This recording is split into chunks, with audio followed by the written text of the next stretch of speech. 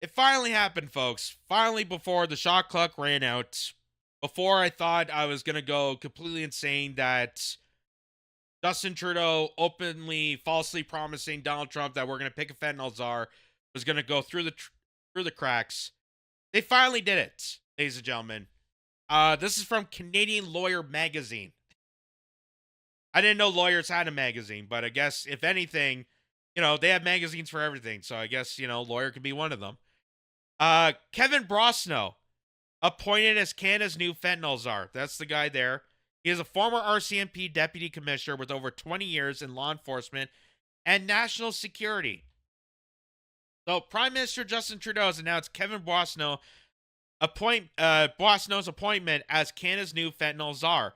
The role, effective immediately, is intended to enhance the country's response to the fentanyl crisis through strengthening law enforcement and cross-border cooperation.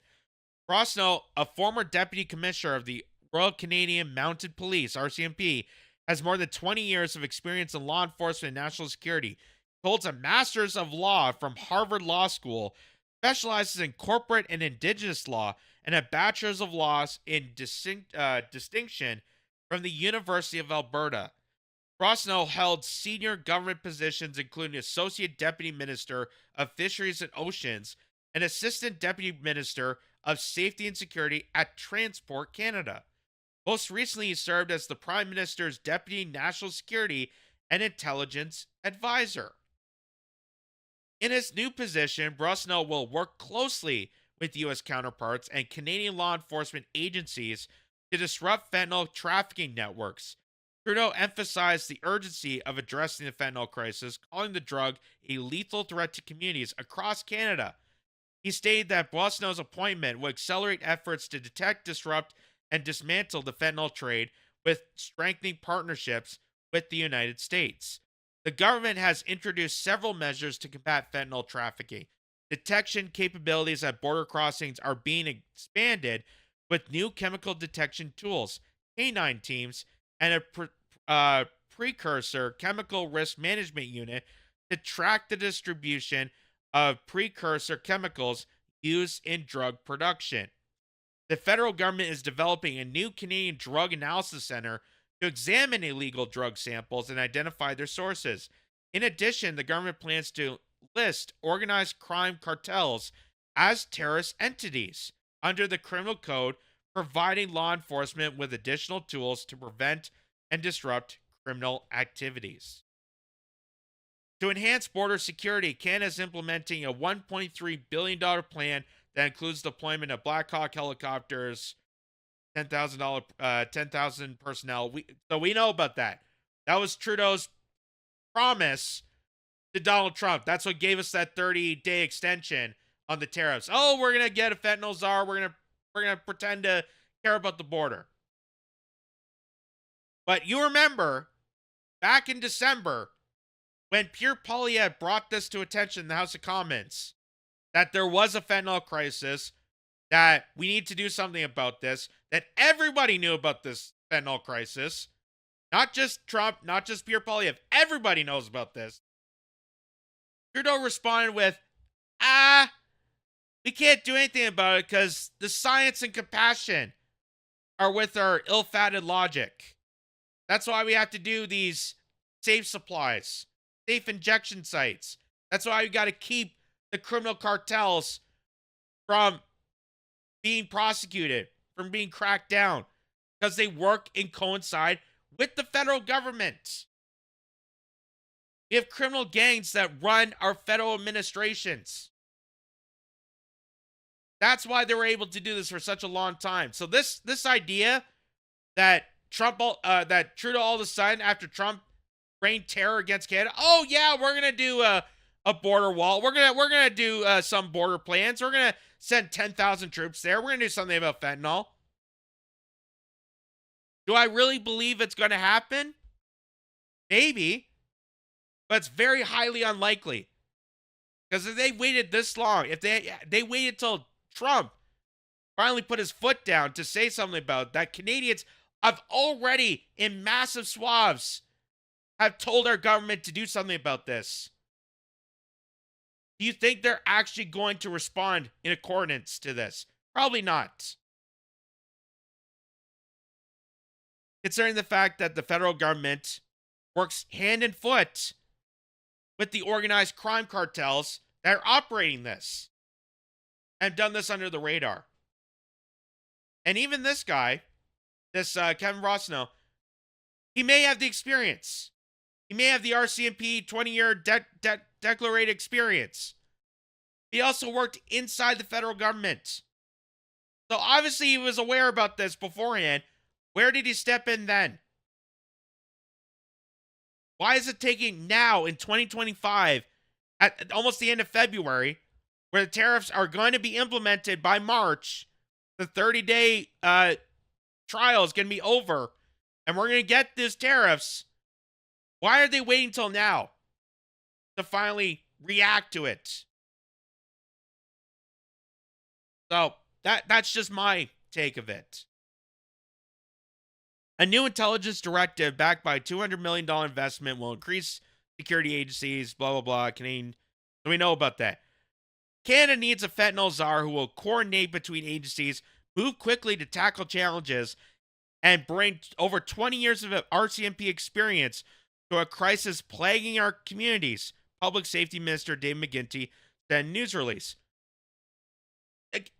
Just recently, the Canadian government still continued to lie to people, saying that was only a 1% problem. Oh, the fentanyl thing, it's only like 1%. It's not a big deal. Think of the compassion. Think about the science.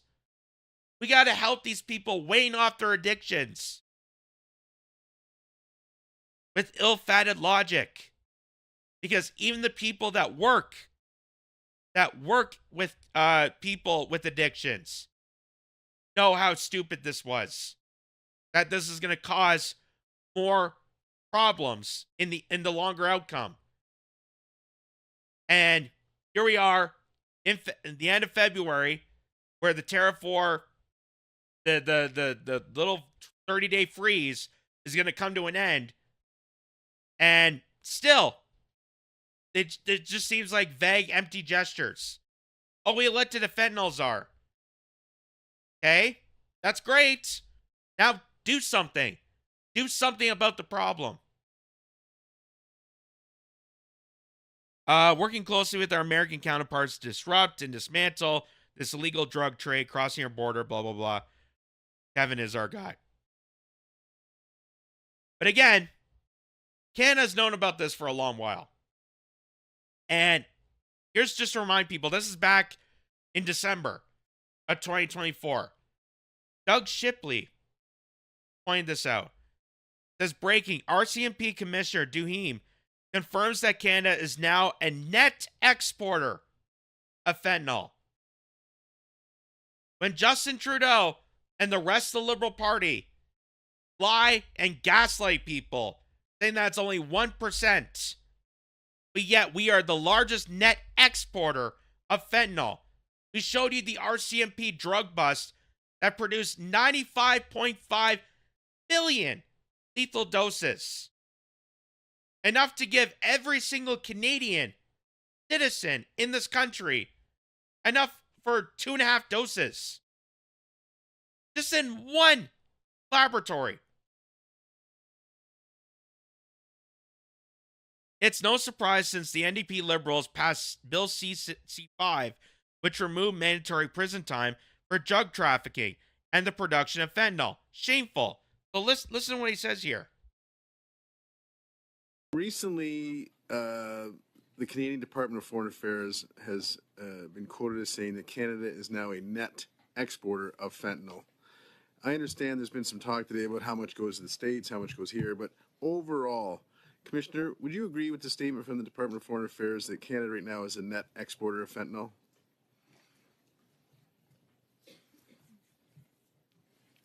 So Canada is producing quantities such that it would be impossible for Canadian consumers to consume. There is an export. We are considered exporting some fentanyl, as I mentioned earlier.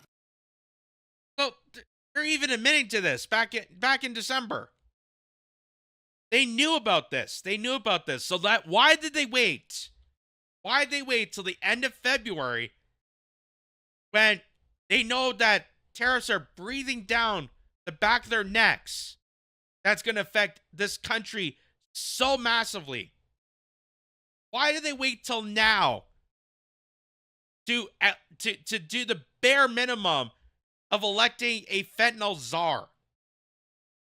A fentanyl czar who was deep inside the federal government, who knew about this for such a long time. Again, the deep corruption between the federal government and organized crime. We have shown bits and pieces of it.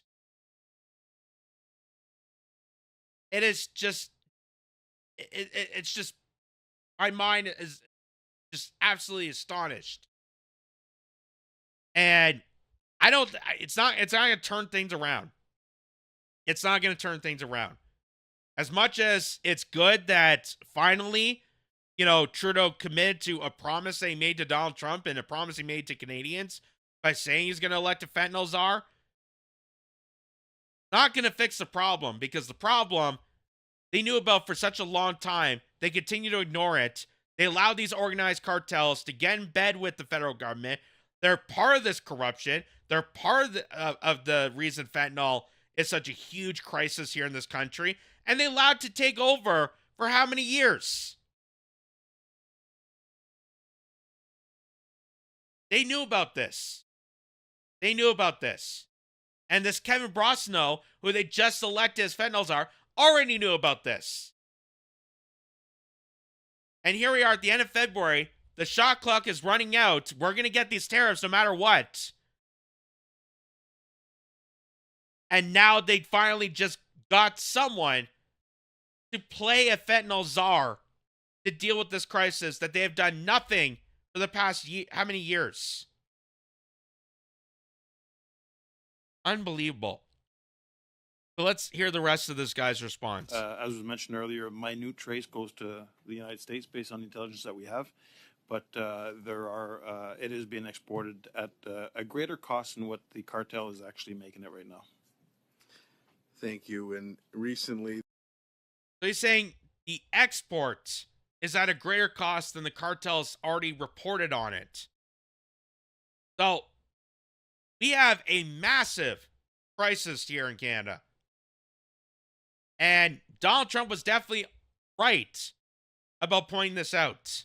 He was definitely right. And the fact that the parliamentarian Justin Trudeau and people within the Liberal establishment lied to you and gaslit you, even provincial provinces like BC completely lied to you, telling you it's only 1%, it's not a big deal. We gotta be compassionate. You gotta be compassionate because we're weaning people off their addiction.